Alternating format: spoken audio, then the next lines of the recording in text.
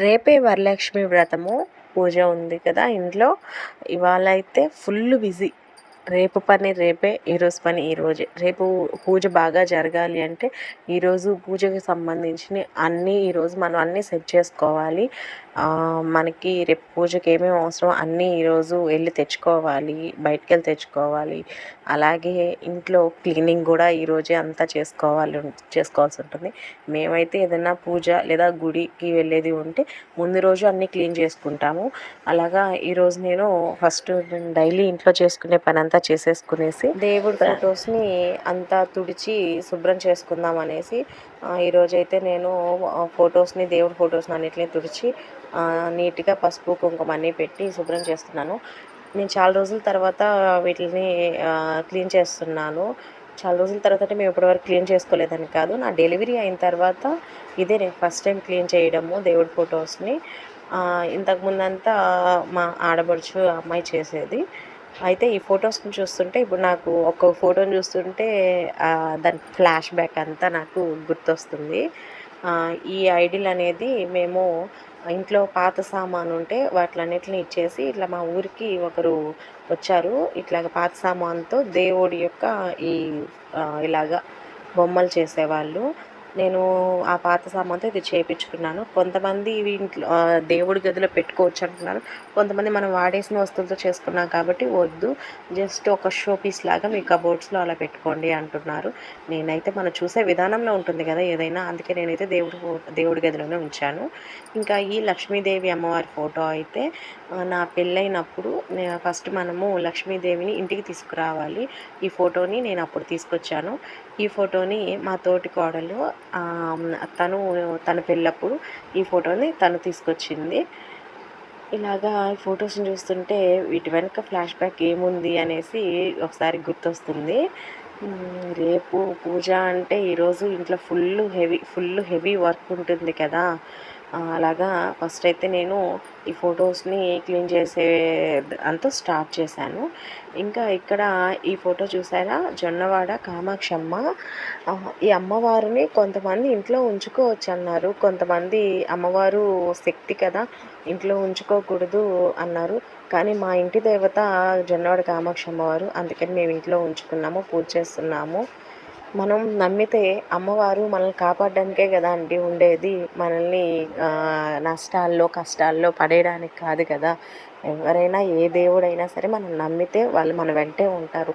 కాబట్టి ఈ ఫోటో ఉంచుకోవచ్చు, ఈ ఫోటో ఉంచుకోకూడదు అనేది ఉంటుందా అసలు? మనము భక్తితో పూజించాలే కానీ అందరు దేవుళ్ళు మన వెంటే ఉంటారు. అసలు ఇంట్లో పెట్టుకోకూడని దేవుడి ఫోటో ఏదైనా ఉంటుందా? ఒకవేళ ఉంటుంది అంటే అది ఏ ఫోటో అనేది మీరైతే తెలిస్తే కామెంట్ చేయండి.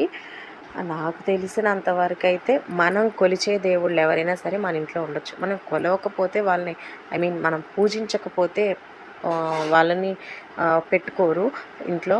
మనం పూజించే దేవుళ్ళు ఎవరైనా మన ఇంట్లో ఉండొచ్చు అని నా అభిప్రాయము. మీకు ఇంకేమైనా తెలిస్తే కామెంట్ బాక్స్లో కామెంట్ చేయండి. ఇలాగా దేవుడిని అంతా పూజించేశాను. అన్ని పటాలని శుభ్రంగా క్లాత్తో తుడిచేసి మళ్ళీ తడిగుడ్డ పెట్టేసి బాగా అంతా క్లీన్ చేసేసాను. మళ్ళీ యథాస్థానంలో సేమ్ అలాగే ఫొటోస్ అన్నిటిని అక్కడే పెట్టేశాను. ఇంకా రేపు మార్నింగ్ పూజ చేసుకోవడం మాత్రమే బ్యాలెన్స్ ఉంది. ఇది అయిపోయిన తర్వాత నెక్స్ట్ పూజ సామాను ఉంటుంది కదండి, పూజ సామాను క్లీనింగు చేద్దామనేసి అనుకుంటున్నాను. ఈ పూజ సామాను క్లీన్ చేయడానికి మామూలుగా నేను పీతాంబరంతో క్లీన్ చేస్తాను. కానీ దాంతో క్లీన్ చేసేటప్పుడు కొంచెం హార్డ్గా అయిపోతుంది, చెయ్యి అంతా బాగా మంటగా హార్డ్గా అలా అనిపిస్తుంది. అందుకే నేనైతే ఒక రెమెడీ ట్రై చేశాను.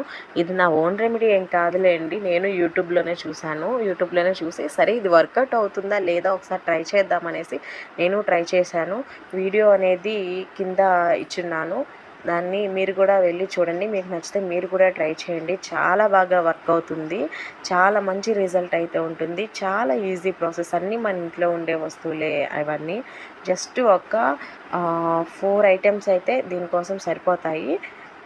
చాలా మంచిగా వర్కౌట్ అవుతుంది. మామూలుగా మనం ఇంకేదైనా దాంతో క్లీన్ చేశాము అంటే అప్పటికా ఆ కాసేపు మాత్రమే ఆ మెరుపు ఉంటుంది. తర్వాత షైనింగ్ అంతా పోతుంది.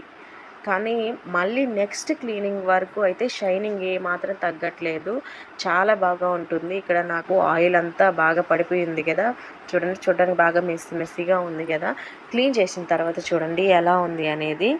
ఇది మేము చాలా సంవత్సరాల నుంచి వాడుతున్నాము. అందుకని మీకు కొంచెం ఇంకా ఎక్కువ మెస్సీగా అనిపించొచ్చు.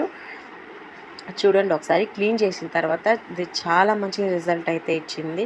ఖచ్చితంగా ట్రై చేయండి. దీనివల్ల మనకి ఎలాంటి సైడ్ ఎఫెక్ట్స్ ఉండవు. చేతులు హార్డ్‌గా అవ్వడము, ఇట్లాగా మంటలు పుట్టడం ఇట్లాగ ఏమి ఉండదు. అన్నీ న్యాచురల్ ప్రోడక్ట్సే. అన్నీ మంచి మన ఇంట్లో దొరికేటివే వాడతాను కాబట్టి చాలా బాగా వర్కౌట్ అవుతుంది.